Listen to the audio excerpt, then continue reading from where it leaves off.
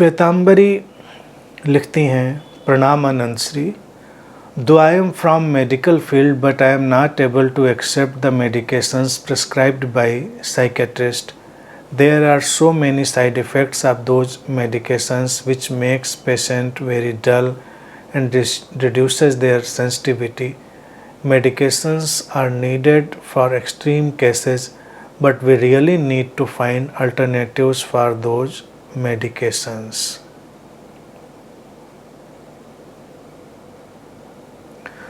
श्वेतांबरी जी, ये कंपल्सरी नहीं होता. जितना मैं जानता हूँ मनोचिकित्सा को, मनोविज्ञान को, उसके बहुत सारे लेवल हैं. इसीलिए मैं कहता हूँ कुशल, हर चीज़ में कुशल ही तो चाहिए हमको. चिकित्सा में भी कुशलता, तो मनोविज्ञान और साइकेट्री इन सब के अपने इवोल्यूशन हो ही रहे हैं. तो बहुत स्तरों पर तो काउंसलिंग से ही काम हो जाता है. जब कहा जाता है कंसल्ट करो, तो उसका मतलब हमेशा मेडिसिन दे देना ही नहीं होता. बहुत सारी चीज़ें तो काउंसलिंग से ही ठीक हो जाती हैं, और बहुत सारी चीज़ें जब हमारा सेरिब्रल केमिकल इम्बैलेंस हो जाता है तो वो काउंसलिंग से हल नहीं होती. तो अगर वो केमिकल इम्बैलेंस हो गया है तो उनको ठीक करने के लिए भी कुछ मेडिसिन है जो कंपैशनेट. देखिए, चिकित्सक है, आप चिकित्सा जगत में हैं, जानती हैं. चिकित्सा जगत में भी हर कोई बिल्कुल ऑनेस्टी से ही काम कर रहा है ऐसा नहीं. बहुत सारे लोगों के लिए वो बिजनेस प्रोफेशन भी है, कुछ लोगों के लिए वो सेवा भी है, कुछ लोगों के लिए कंबाइंड है. मैं कहता हूँ सेवा और प्रोफेशन दोनों साथ में उसको कंबाइंड करना चाहिए. तो कितनी मात्रा में कितनी हमको मेडिसिन चाहिए, ये बहुत एक्सपर्टाइज उसका होना होता है. कैजुअली किसी को उठा के हमने कोई भी मेडिसिन दे दी तो उसके अपने साइड इफ़ेक्ट, नुकसान होंगे. तो साइकेट्री की मेडिसिन का ही क्या, वो बाकी जो चीज़ें हैं उनकी, उन मेडिसिन का भी तो दुष्प्रभाव उतना ही है. जो हम कहीं भी, ये किडनी ख़राब हुई, ये हार्ट हुआ, ये लीवर हुआ, ये सब, किसी भी चीज़ में एक्स्ट्रा मेडिकेशन या ओवर मेडिकेशन ज़रूरी नहीं है. कई बार एक स्टेरॉइड से चीज़ें ठीक हो जाती हैं, लेकिन जो अलर्ट चिकित्सक है वो इतनी जल्दी स्टेरॉइड यूज नहीं कर रहा होता है. नहीं तो स्टेरॉइड डाला, अचानक पेशेंट ठीक हो गया.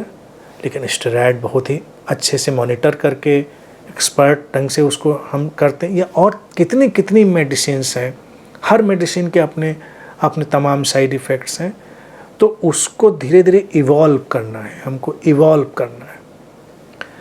फिजिकल हेल्थ के लिए तो अवेयरनेस है हमारी सोसाइटी में श्वेतांबरी जी, लेकिन मेंटल हेल्थ को लेके अवेयरनेस नहीं, ये एक बहुत बड़ी प्रॉब्लम है. तो हर परिवार में मेंटल हेल्थ को लेके भी अवेयरनेस होनी चाहिए. तो बहुत सारी चीज़ें तो हम वहीं से हल कर लेंगे.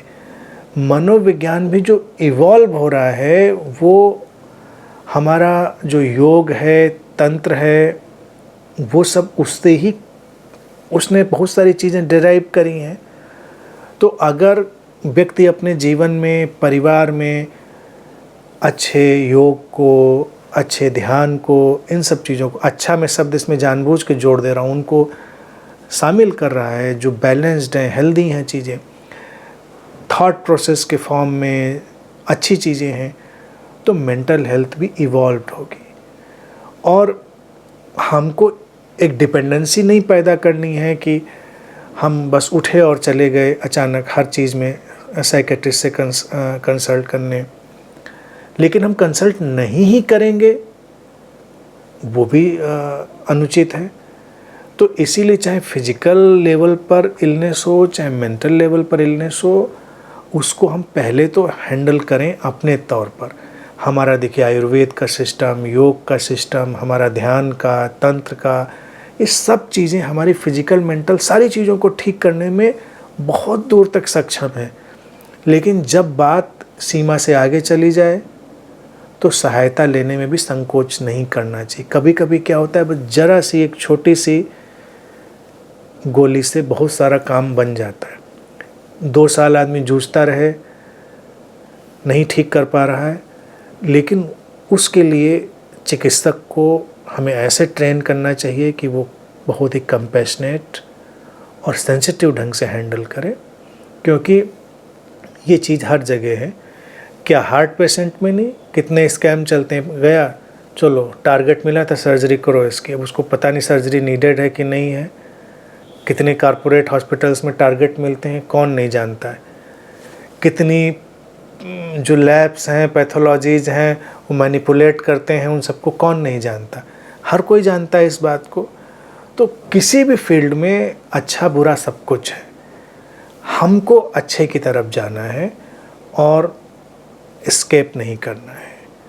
तो जो जहाँ पर अपना सर्वोत्तम दे सकता है वो दे, और हर परिवार में फिजिकल हेल्थ की अवेयरनेस, मेंटल हेल्थ की अवेयरनेस, इनको बढ़ाएं। हर परिवार आजकल इसमें तो लगा है कि खाएं क्या, ऑर्गेनिक खाएं या खाएं ना खाएं। बाकी जो मेंटल हेल्थ के लिए ज़रूरी चीज़ें हैं उस पर कितने लोग ध्यान दे रहे हैं। तो इसीलिए प्रॉब्लम्स बढ़ती हैं। तो हर तरफ से जब हम उसको डील करेंगे तो चीज़ें बिल्कुल बैलेंस्ड फॉर्म में आ जाएंगी, और हमको शायद चिकित्सकों की ज़रूरत बहुत बाद में पड़े। लेकिन बहुत बाद में पड़ेगी तो आपको भी नुकसान होगा, तो बीच बीच में ज़रूरत पड़ती भी रहनी चाहिए।